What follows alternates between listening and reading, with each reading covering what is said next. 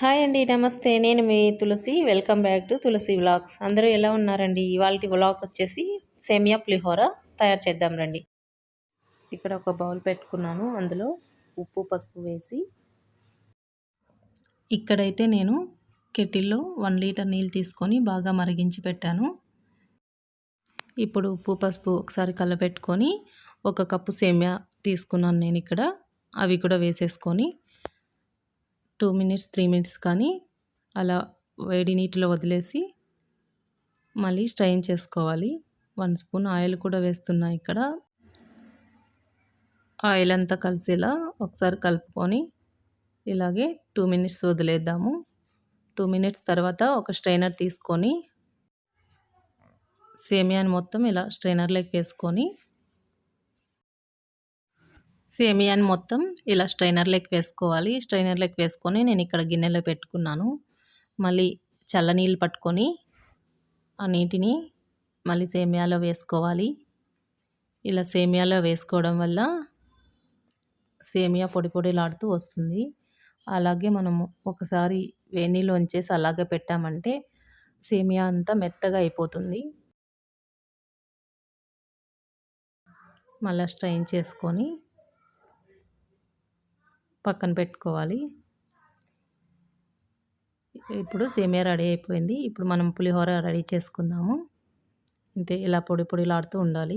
ఇప్పుడు స్టవ్ పైన ఒక కడాయి పెట్టి 3 టేబుల్ స్పూన్ ఆయిల్ వేసుకుంటున్నాను నేను ఇక్కడ.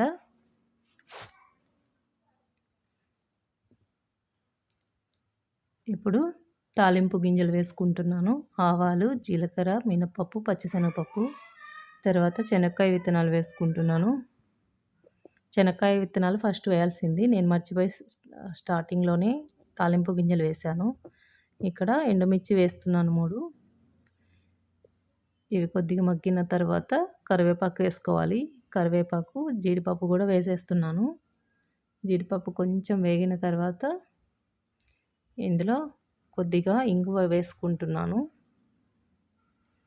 ఇదంతా కొద్దిసేపు కలబెట్టుకొని ఇప్పుడు కట్ చేసుకున్న క్యారెట్ పీసెస్ వేసుకుంటున్నాను. క్యారెట్, క్యాబేజ్, క్యాప్సికము, పచ్చిమిర్చి వేసుకుంటున్నాను. ఇవి లేకుండా కూడా పులిహోర చేసుకోవచ్చు. కాకపోతే నేను సేమియా కంటే కొంచెం వెజిటేబుల్స్ ఎక్కువ వేస్తున్నానండి ఇక్కడ. నాకు ఇలాగ వెజిటేబుల్స్ ఉండడమే ఇష్టము. కొంతమందికి వెజిటేబుల్స్ ఇష్టం ఉండదు. నేనైతే ఇక్కడ ఇలా వేసుకుంటున్నాను. పిల్లలకి ఇలా పెడితే బాగుంటుంది కదా అనేసి వెజిటేబుల్స్ వేసాను ఇందులో చిన్నగా కట్ చేసుకొని. ఇవి ఆయిల్లో కొద్దిసేపు మగ్గించుకుందాం ఇలాగా. ఇప్పుడు 1/2 స్పూన్ పసుపు వేసుకుంటున్నాను. ఉప్పు కూడా వేసి కలుపుకుందాము. క్యారెట్ పీసెస్ కొద్దిగా మగ్గే వరకు ఇలాగా వేయించుకుంటూ మగ్గించుకుందాము. ఇప్పుడు మగ్గిపోయినాయండి.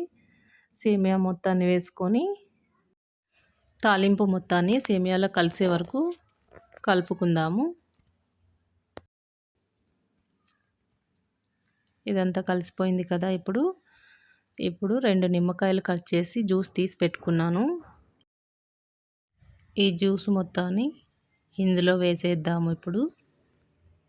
అలాగే ఇప్పుడు కొత్తిమీరను కూడా వేసుకొని కలుపుకుందాము. ఇంతేనండి, సేమియా పులిహోర రెడీ అయిపోయింది. చూసారా, సింపుల్గా చేసుకునే సేమియా పులిహోర రెడీ అయిపోయిందండి.